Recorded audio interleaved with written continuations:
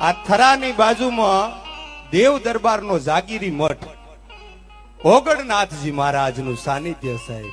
અને એ બાવલીઓ હાલનું આપણું સિદ્ધપુર એટલે શ્રી સ્થળ આગળ હાથમાં કમંડળ લઈને ધીરા ધીરા ધીરા ધીરા ધીરા ધીરા ડગલા ભરતે હાલતા હાલતા સામેથી એક ભૂદેવ પરિવાર આવે.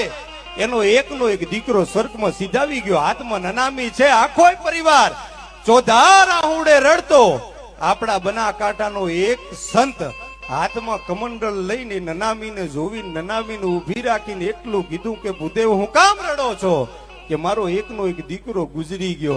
અને ત્યારે સાહેબ આ સત્ય ઘટનાનો આ બનાસકાંઠાના સંતની તાકાત શું હોય? આ એ ઓગણનાથજી મહારાજ જે અણઘડનાથ કહેવાયો, ગુરુ ગોરખનાથ, જ્યારે પોતાના કાન વિંધવા માટે જાય ને કાનમાંથી દૂધની ધોળી ધારાઓ વહેતી હતી.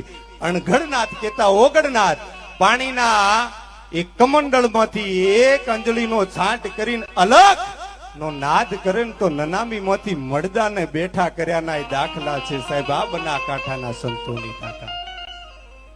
હું ઉત્તર ગુજરાતમાં મારો જન્મ થયો છે બાપુ બનાસકાંઠામાં, એવું નક્કી કરીને નીકળ્યો છું કે જ્યાં સુધી બોલાય ને ત્યાં સુધી માત્ર ને માત્ર મારા ધરતીની જે અંદર પડેલી વાતો સાહેબ. એક થરાદના તગજીભાઈ બારોટા બનાસકાંઠા